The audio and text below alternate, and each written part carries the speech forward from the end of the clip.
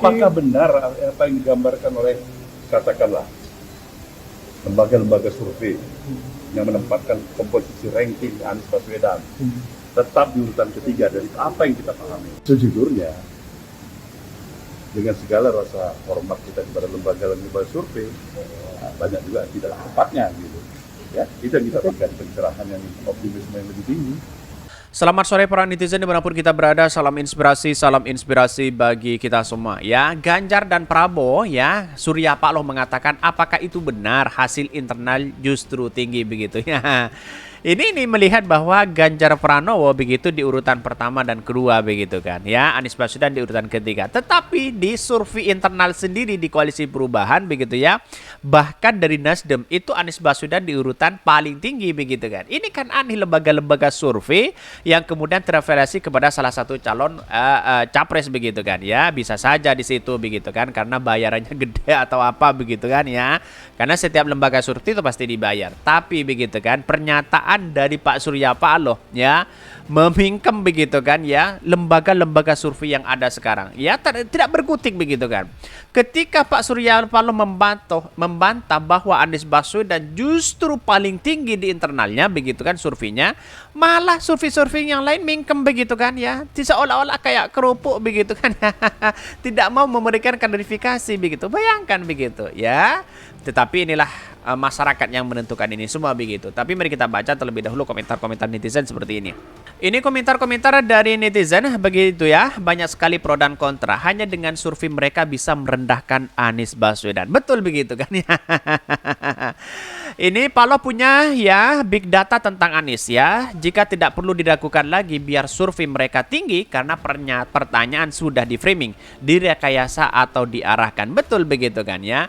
Harusnya masalah survei itu diselesaikan. Kalau boleh dipercaya ya percaya, kalau tidak boleh ya dilarang ya. Nguntungkan ya, nguntungkan percaya, rugikan tidak percaya. Yang tayangkan ya hasil survei kan TV, ya TV juga begitu. Makanya ya saya kan sudah katakan sejak awal, Anies Baswedan itu sama dengan Erdogan begitu ya. Ketika dia survei itu kalah begitu, jauh kalahnya begitu.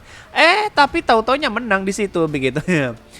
Yang hasil survei lagi katanya begitu ya. Kita lihat saja begitu kan. Bayangkan begitu ya. Surveinya sangat luar biasa tanpa dibayar begitu. Tiba-tiba ya Anies Baswedan tinggi di internalnya sendiri begitu kan ya.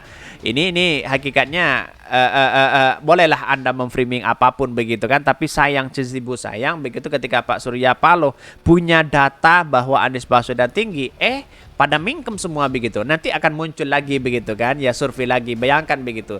Dan tidak hanya capres, bayangkan ya, prestasi Anies Baswedan saja seperti JIS itu masih disurvei oleh mereka begitu kan ya.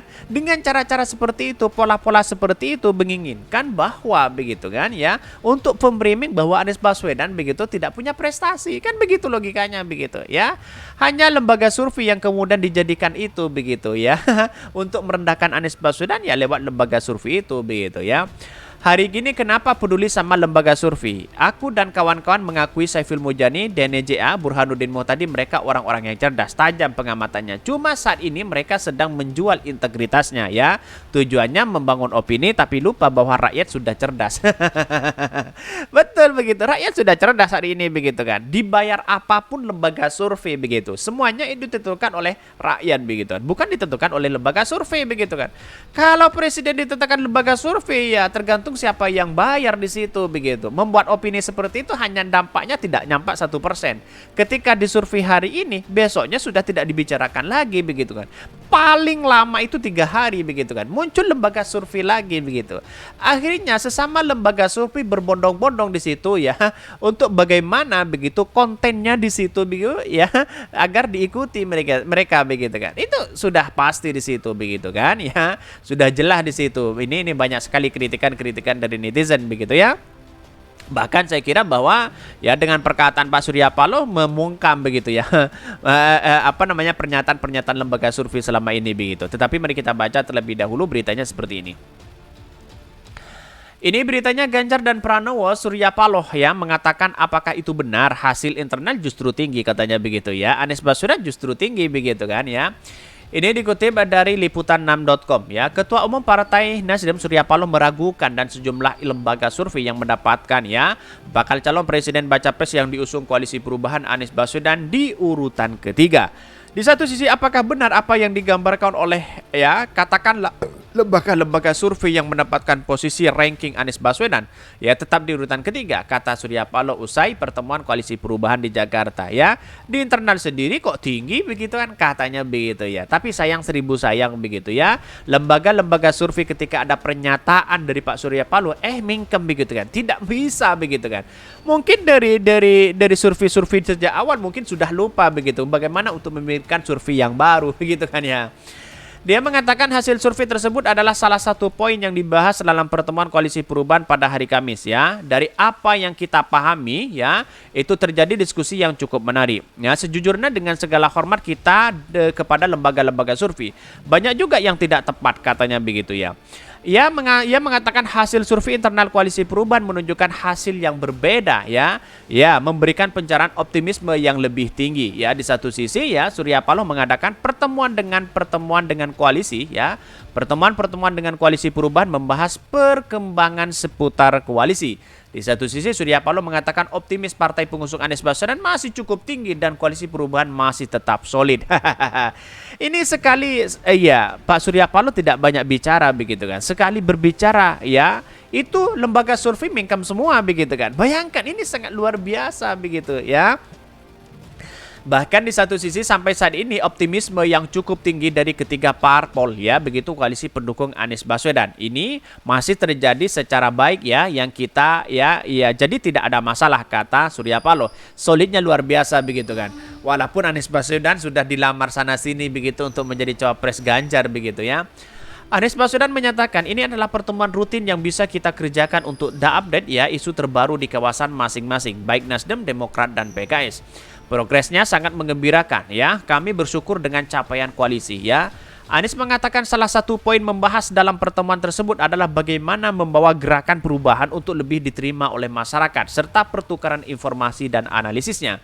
Jadi kita pembahasan bagaimana kami mendorong lebih jauh bagaimana gerakan perubahan itu ya makin luas.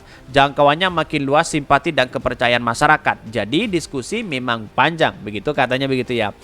Di satu sisi lebih lanjut Anies juga menambah pertemuan tersebut dilakukan dengan suasana akrab dan penuh optimisme ya, suasana guyup, akrab dan penuh dengan suasana optimisme.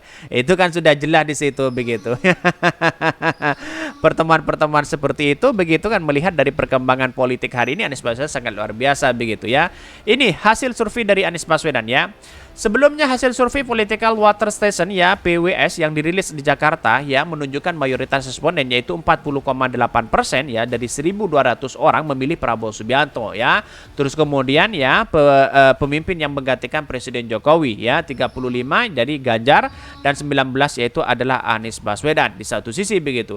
Menurut survei teranyar begitu ya dari Republika mencatat bahwa ya di urutan Anies Baswedan tetap di urutan ketiga begitu. Tapi kok semakin turun begitu kan. Inilah pada hakikatnya hal-hal seperti saya kira dari internal sendiri dari survei internal sendiri Anies Baswedan itu menang menjadi signifikan luar biasa di situ begitu ya. Tetapi dalam simulasi kita berhadapan semuanya kalah baik dari Ganjar ya dengan Pak Prabowo begitu. Coba bayangkan begitu kan, lihat saja di masyarakat begitu ya. Kira-kira seperti itu begitu. Ini manuver pertemuan Anies Baswedan dan Surya Paloh ya.